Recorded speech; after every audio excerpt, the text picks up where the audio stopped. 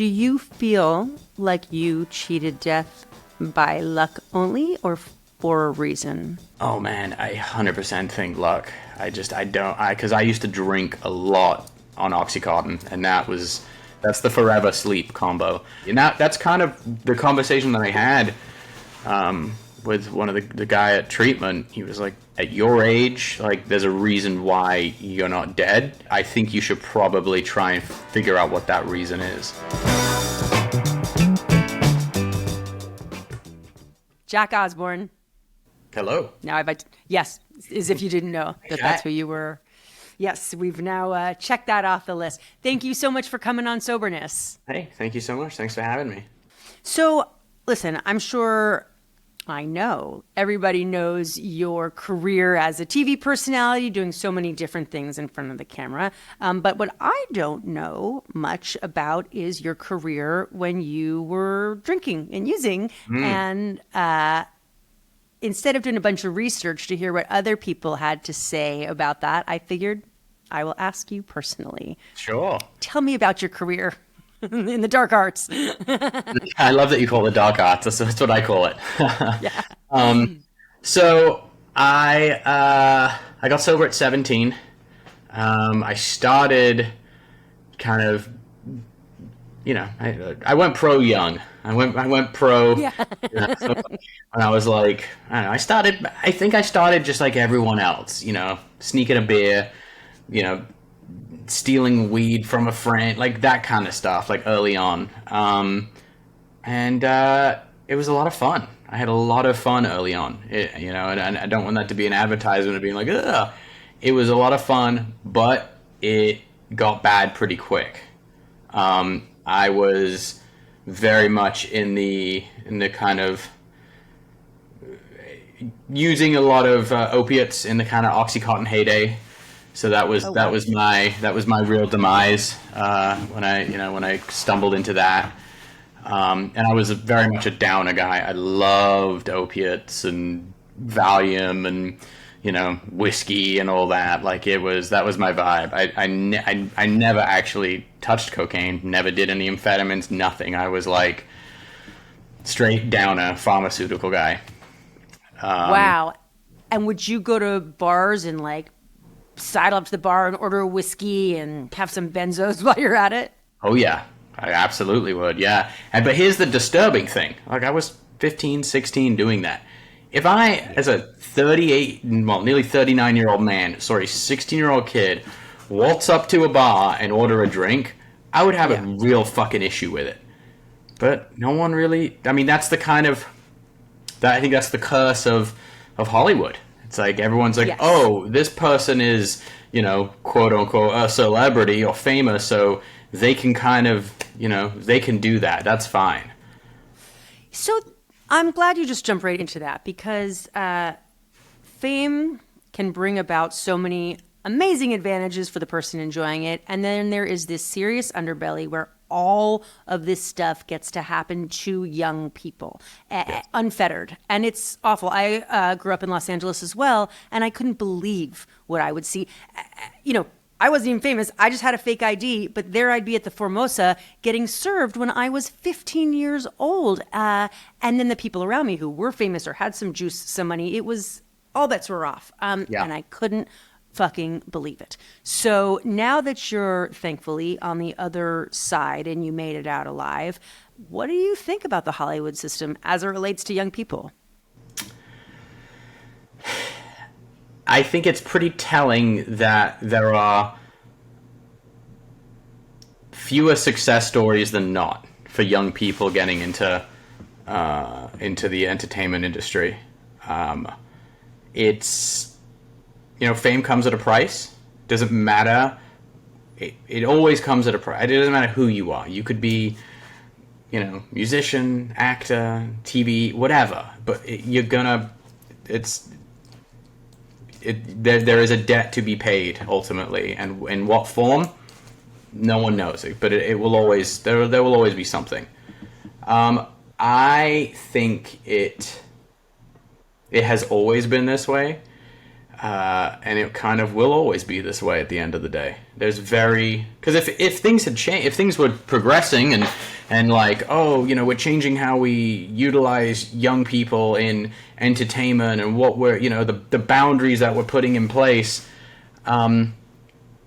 If you wouldn't still be hearing stories of, these young actors and actresses, overdosing or, losing everything, suffering severe mental health issues. I mean, just the list goes on and on and on. Did you ever want for a regular life? I know your life was regular to you, but clearly shrouded in a lot of fame and access.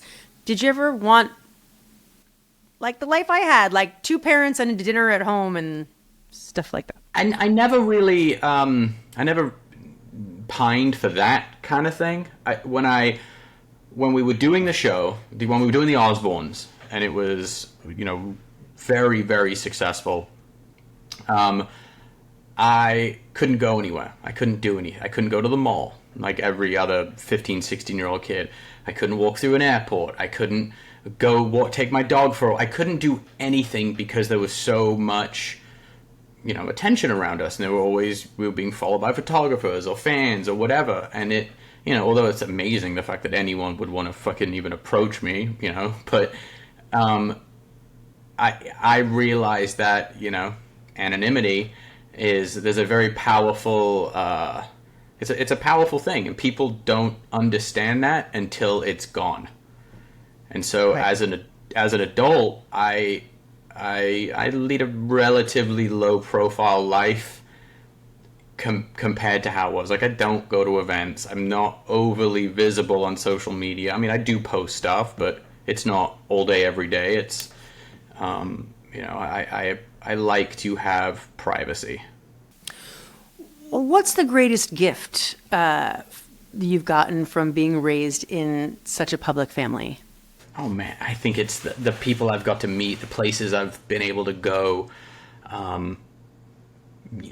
Since when the Osbournes ended, I kind of just fell into doing a lot of travel shows. So pretty much every show I've done since has had some form of travel associated. So, been all over the world numerous times.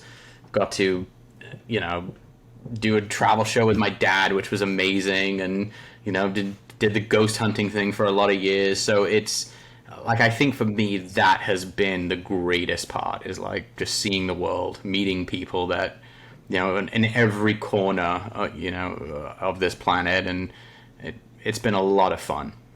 It is a rare air that you get to breathe because of the access and how wonderful. And it seems like you really appreciate it. While we're talking about the greatest gift, what's the greatest gift you got from your drinking and using days that you would not have gotten otherwise? I think it's actually been a lot. There's been a lot of really amazing gifts.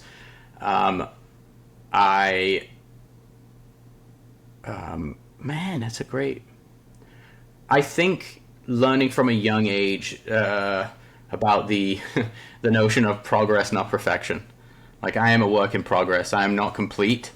I will never be complete, in my journey of, healing, if you will.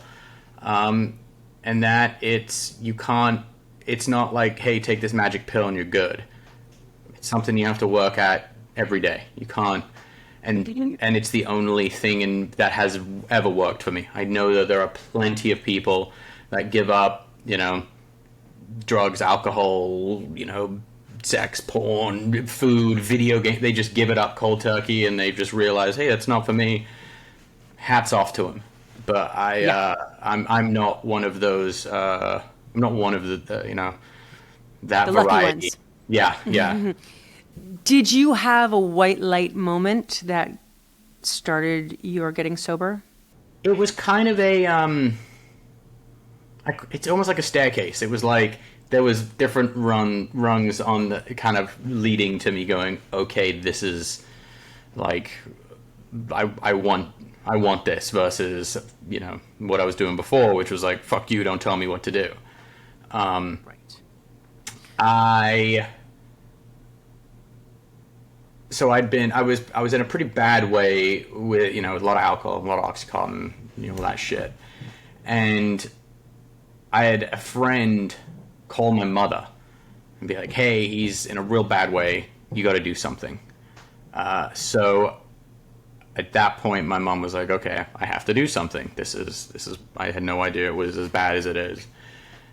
She sent 2 security guys to basically capture me because I was 17. So like, technically, like, I could have been sent anywhere, and I had no ability to, you know, had no say. I was a minor. So these 2 guys tried to capture me, and I took off running, and I was not a very physically fit person back then.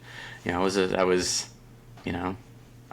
a soft 220 with a giant afro, and you know, I wasn't moving. The afro quick. really slowed you down. Oh yeah, it does.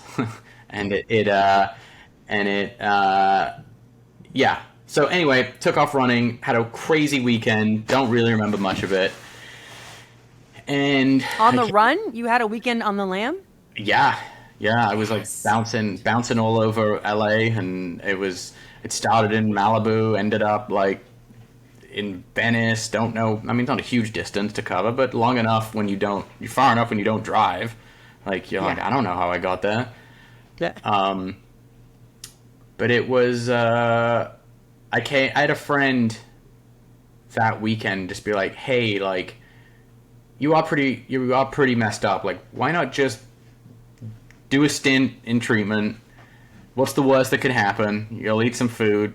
You can take on board or ignore whatever. Like, or you can just fake it and come home.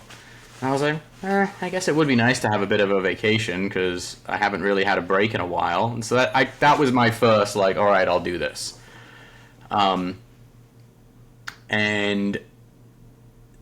then, you know, when I was in treatment, you know, they hand you the literature and they start talking about, you know, what 12-step recovery is and this, that, and the other. And at that point I was like, this is a cult. Like, no, yes. I will not drink the Kool-Aid. And certain things I started to relate to. You know, I'd read, you know, different stories, or, you know, hear certain things and different chapters in, you know, the literature. And I was like, all right, let's see where this goes. And then I had one conversation with a tech, and it kind of like hit me straight through the center of my eyes. And I was like, okay, I'm gonna give this a shot, and we'll see what happens.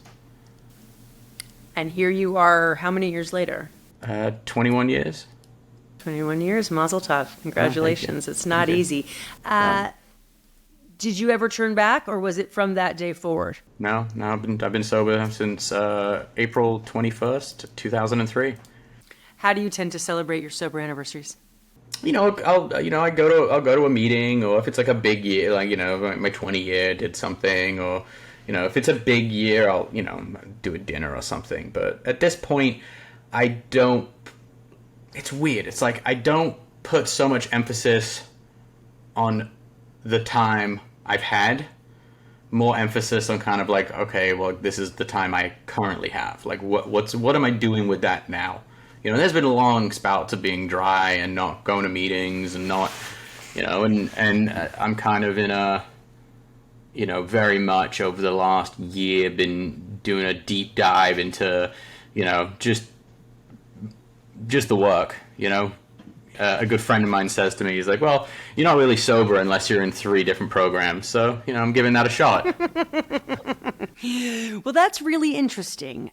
So I was sober on my own, sort of white knuckling it for almost a decade. And I only joined recovery groups about a year ago. And boy, it absolutely changed my sobriety. Although I will say, I was sober then too, you know. Mm-hmm. For me, the key was just not drinking. That I had to dry out. You know, one of the great recovery slogans that I'm such a fan of is, you know, at 5 years you get your marbles back, and at 10 years you learn how to use them. And that was very true for me. It's a long time ago in your case, but did you find that to be true for you too? That there were sort of these gradations of your sobriety? Absolutely. Yeah, they're absolutely, and like, you know, I didn't I didn't take sobriety as seriously as as I think I do now, kind of from that 10 to 20 year. There's a 10-year period where it wasn't something that's like a priority for me. Because it just was. It was like I'd been sober so long. I was like, well, I'm not gonna go get loaded again. Like what's that gonna do? Like I already, I've been there, done that. And so, over the last, like I said, period of time, I've just kind of been exploring, like, okay, well, what else needs fixing? Yes, because you're older now, you're stronger now, you can look at those things, and you want your life to be more than just not drinking. Yeah. And life doesn't stop, Nope. I felt that, once I've slayed my biggest dragon, because I knew I was an addict from birth. I always knew it would end up here, having to get sober. But I sort of felt like, well, once you make that choice and you've done this miraculous giant thing, everything just falls into place and all works out. And your health is perfect, and your career is perfect, and your family's perfect. What a shocker, man, to find out that ain't the case. Yeah. Life continues. Does that ever piss you off? That all the cash and prizes don't happen just when you give up the stuff? Oh God, yeah.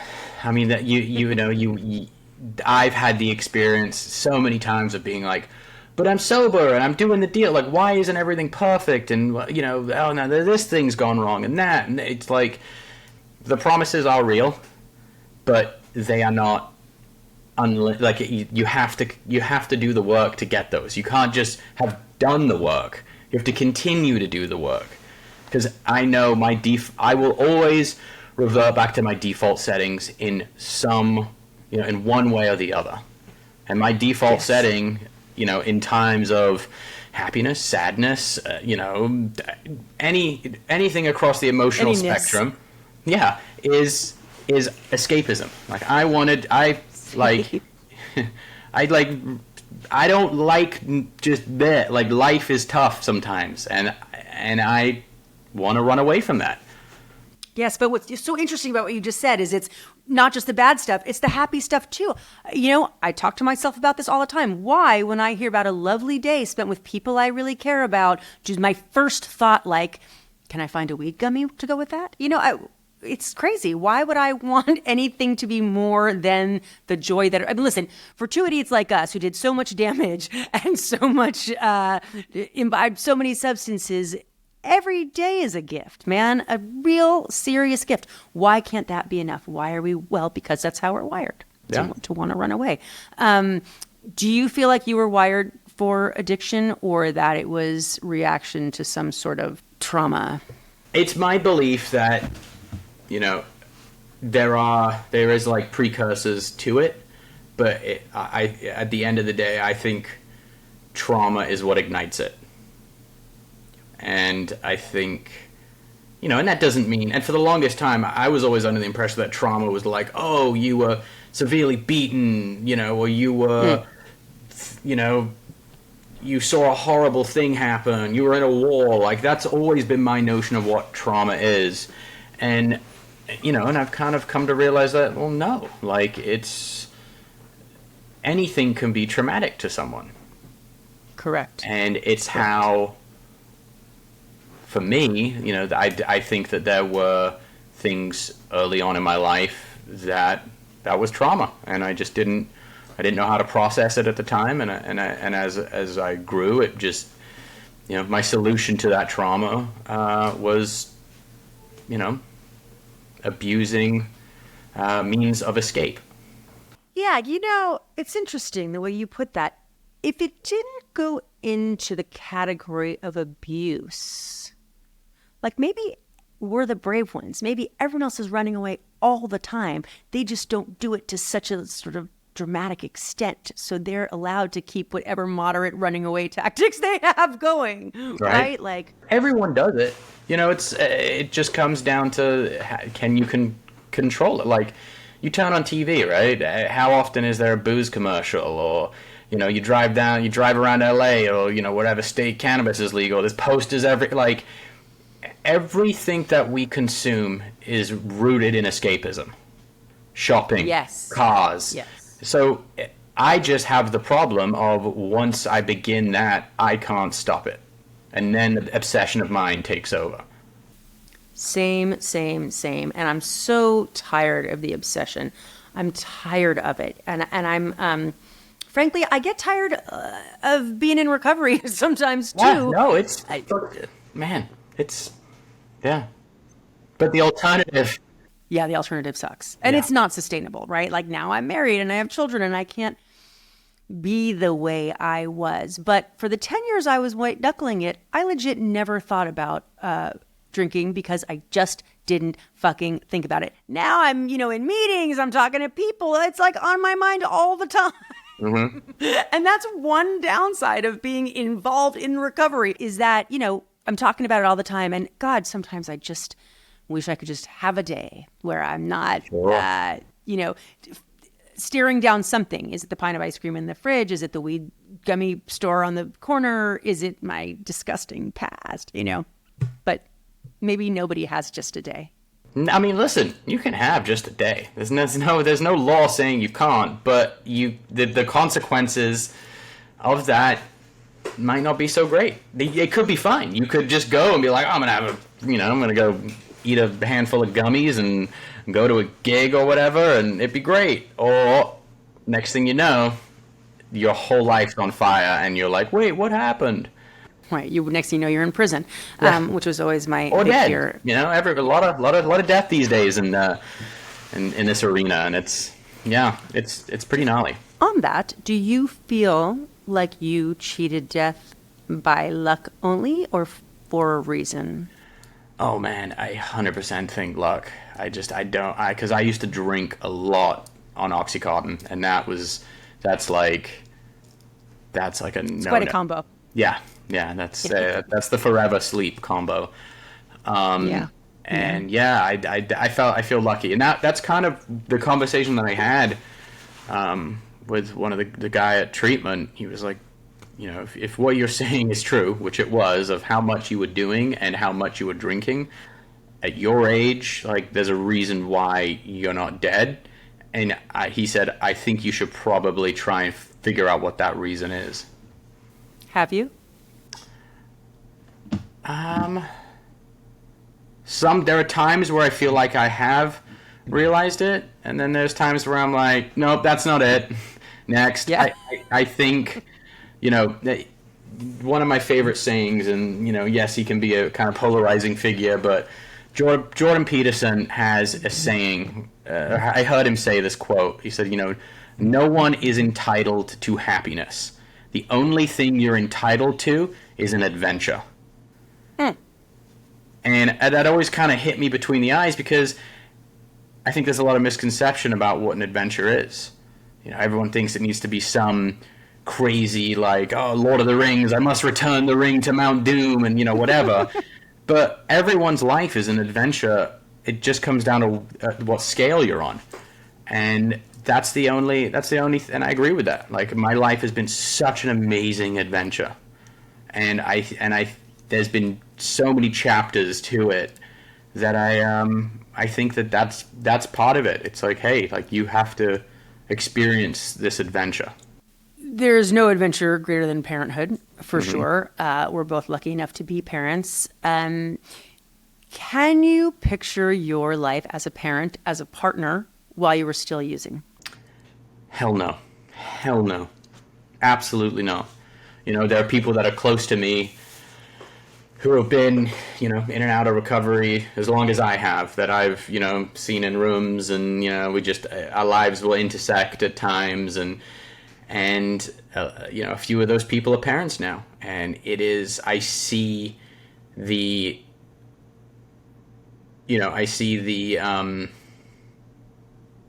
seeing the effects of what active addiction looks like on kids, and it's very sad, because it's fucked ultimately, but that's their adventure, and that's what the road that they chose.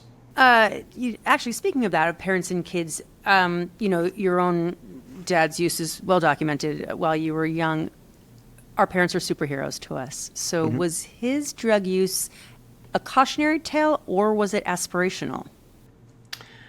early on, it was both. It was very strange. He would tell me stories, and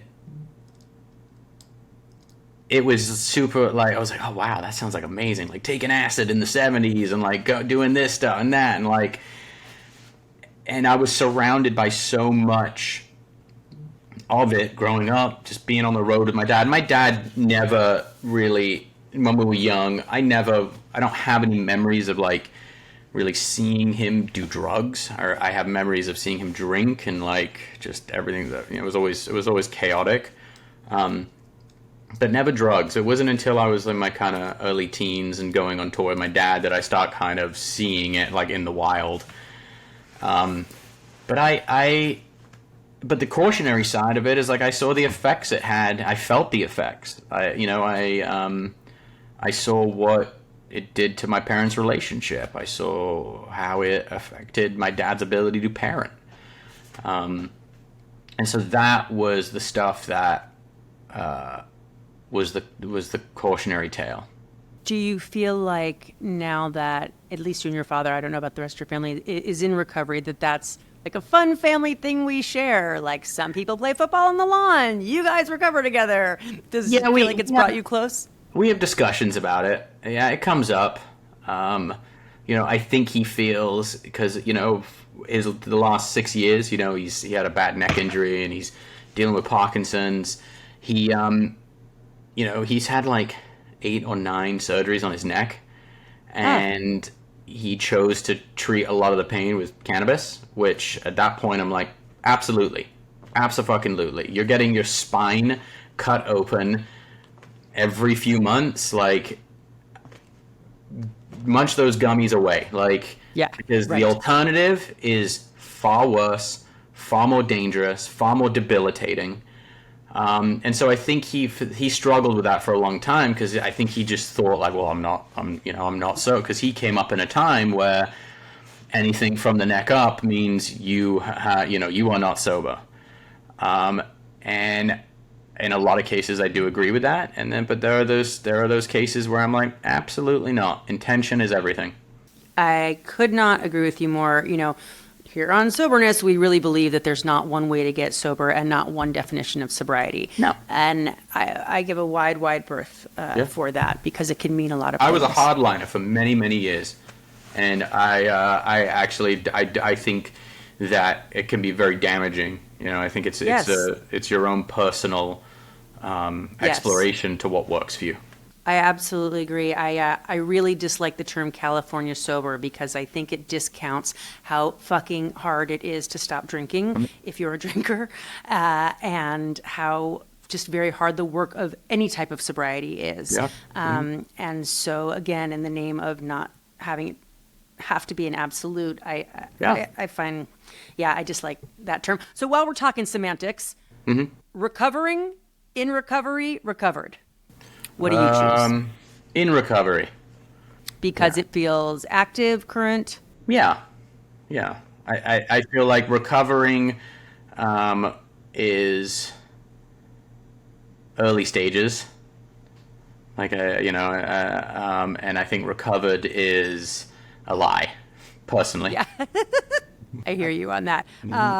Is it a road to recovery, a path to recovery, or a roller coaster? I think it's a road, because, like, as we were just saying, it can be pretty wide. There's a lot of room on that. And then I guess finally in this word game and all together, how do you define sobriety? Ooh, that is a great question. Well, I think you need to clearly define what you're abstaining from. So, I think anytime you're dealing with substance, it's pretty cut and dry.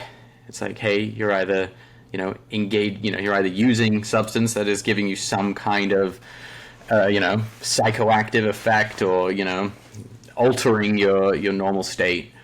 And so I think the easiest one to define is that, because it's pretty cut and dry.